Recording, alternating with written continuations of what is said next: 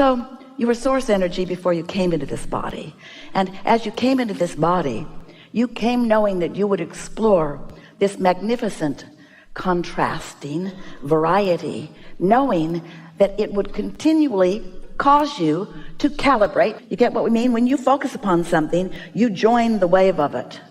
You ever been in a group and they're complaining about something and you're not there very long before, oh, I get this group. Yeah, I've got stuff in my past that matches this. In fact, I think I've got more stuff in my past that matches this than most of them. So you calibrate by your attention, by your conversation, and the first thing that joins you is your memory of past sucking experiences. So you calibrate. But the thing that is so interesting is that the whole time you are calibrating to what you do not want, or calibrating to something that has been, or even something that is. You can't do that without an equivalent wave of the other end of that wave occurring. In other words, problem solution. The question is, and the answer is, would you like to answer the question first? The answer is, you cannot calibrate to the solution while you're calibrated to the problem. You just got to decide. So you got to back up from it and be more general and say things to yourself such as, well, this is a problem, but there is a solution. When life has caused you to launch a rocket and expand and you don't go, there is this natural feeling of an easiness within you. It's a feeling of something's off, even if you can't verbalize it in that way. And so what humans do, you've learned it from each other, when you feel like something is off, you feel a desperate need to explain why, to justify it, to defend it. Now, what's up with that? Well, no point in spending a lot of time there, but let's just say that it's rampant in your community. So this justification, this defense, and it might be worthwhile to spend a little bit of time thinking about why you might do that, but mostly it is this. It is that, hear this. You are born calibrators, which means you've translated that to mean you are born harmonizers, which means when there is a loud note in the room, you are sort of drawn to harmonize with it. So if people are complaining, no problem. I've got material. People are afraid. I've been there. I can stir that up in a moment's notice. Not enough money? Oh. Let's capture all the rich ones and kill them. So that harmony is a natural instinct, isn't it? But you're misunderstanding the urge to calibrate, the urge to let life launch the rocket of desire, but then calibrate to the desire, not to the absence of the desire that started it. You following us? So over time, we've offered many suggestions about reach for the thought that feels better and so forth, because that's a calibration. We've encouraged you to do focus wheels. That's a calibration. We've encouraged you, when you feel good, to get on a rampage of appreciation so that you really calibrate to what feels good. Everything that we've ever offered to you has been about you calibrating to who you really are. And of course, before you can calibrate to that note, to that vibration, you've got to first know that it exists. Do you? Do you know that you came forth from source and that that source part of you is still there, offering a signal to which you can calibrate? Because if you can accept that, then everything else is easy for you. But if you haven't accepted that, then you are most likely, like most humans, calibrating to the loudest vibration in the room. And sometimes you get confused because if you haven't beforehand taken the time to calibrate to your highest frequency, then the loudest note in the room will call you to it. And that's all right, because as you get called to it, you have a feeling sensations, and this is what we really want you to know. You may accept it just because we say it. You may accept it because you knew it before we said it. You may accept it because nothing else makes sense to you. You may accept this. We want you to come to accept this. You are source energy, and a part of you is here in this physical body. And the strongest calibration, the strongest signal that you are, is one of pure love. One of knowing well-being, one of loving self, and one of loving others. But that love word is so overused and so misunderstood that it's maybe not even the best word to use. The God word doesn't work either, because so many of you think so many things about those things. So we don't want you to calibrate to a word. We want you to calibrate to a feeling. And we want you to do your best to decide that feeling good is a good thing. That feeling good is a good thing. So what we're talking about incessantly is identifying a vibration, a desired one, and then isolating it by focusing on it and not other stuff. And in doing so, eventually calibrating to that frequency. And now what's happened is you are one with you. Now, what's the benefit of being one with you, with who you really are? You've been around a long time. You've been calibrating longer than there are human words to describe or human concepts to comprehend. You're old. And that you that has become is pure, positive energy, and it is dominant. That's why well-being abounds, even if you won't admit it.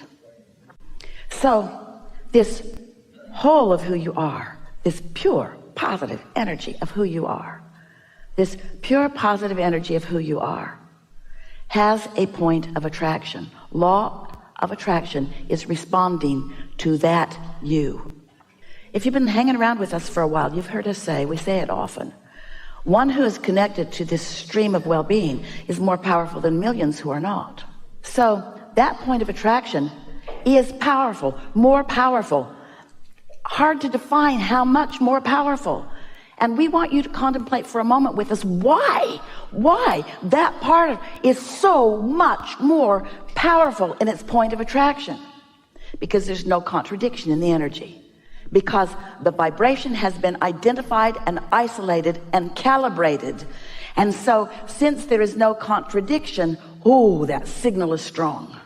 So as the law of attraction is responding to everything that is abounding, you have choices. You can calibrate to wanted or unwanted, but you can't all of a sudden, after you've been calibrated, after you've been noticing, after you've been complaining, after you've been observing, do you know? Heard us say this many times if you've been hanging around with us.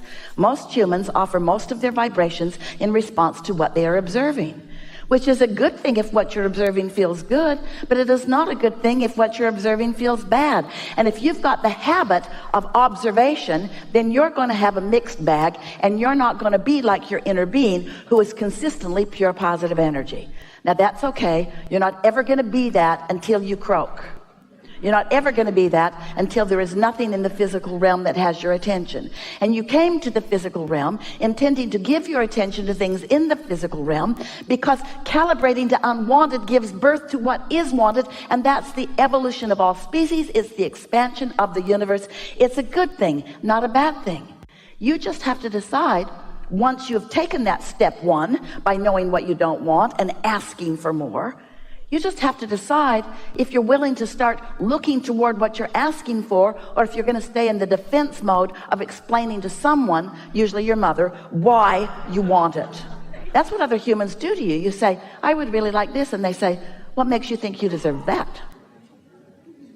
Most of the world doesn't have that. Who do you think you are? And you're usually not with it enough to say, I'm source energy in a human body, and I get what I want. You're usually not frisky enough to say, oh, well, it's nice talking to you. I think I'll go over here where I no longer have to talk to you. Because you are seeking calibration from me. Because now, why do you do that? Why do they, why does anybody, why do you seek understanding of others? Why do you want them to get you? Why do you want them to get you?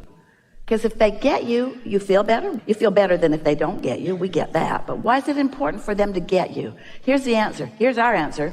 Take it or leave it. Here's our answer. The reason that you want humans to get you is because you've forgotten who really gets you. You've lost track of what it feels like to really be tuned in. So we don't want you to tune to this frequency. We don't want you to calibrate to the frequency of source for the power of it, although it is powerful beyond description. We don't want you to calibrate to that for the power of it. We want you to calibrate to that for the pleasure of it. And stop looking for love in all the wrong places.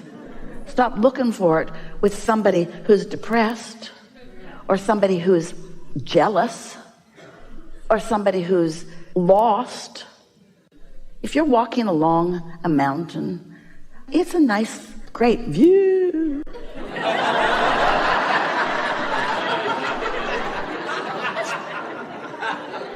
And you're not feeling all that stable. And there are a couple of people with you. One, clumsy and dumb. Chances are that person's going to walk right off the cliff and not even know it. And then there's somebody else, sure-footed and stable, paying attention. Which one would you be glad was walking close to you?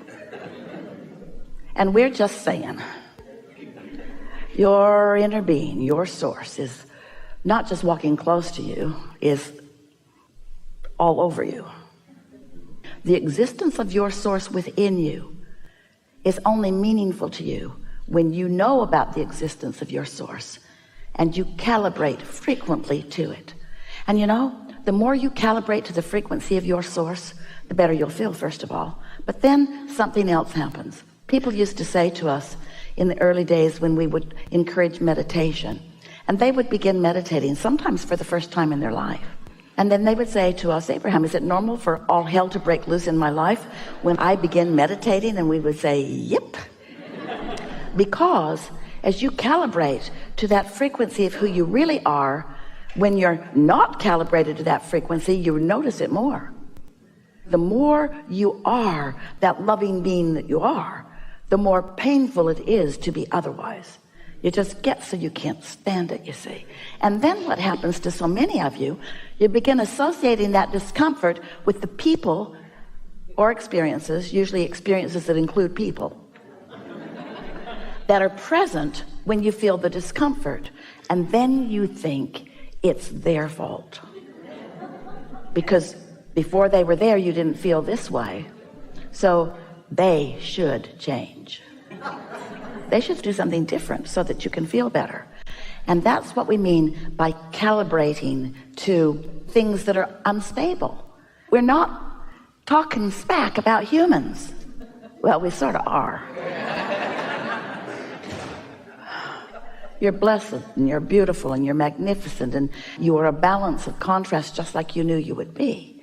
So let's go back to this business of when you see something that you like and you focus on it, it feels so good. But then when you see something that you don't like and you focus on it, it feels so bad. Let's talk about the disadvantage of looking for feeling good in that way. Because as you look for it there, and find it, now you're holding that person responsible to hold you in their gaze. They got to be stable. So you're not giving them the opportunity to have their own expansion. You're not giving them the opportunity to calibrate. You're saying, get calibrated and focus on me because I only have the ability to get my juices from you. And it's not long before you resent them for a number of reasons. First of all, they don't have the ability to only focus on you. And then you feel like something that has been tethered that isn't. And next of all, they can never provide the satisfaction that you will feel when you hook into who you really are. So love them, but don't need them.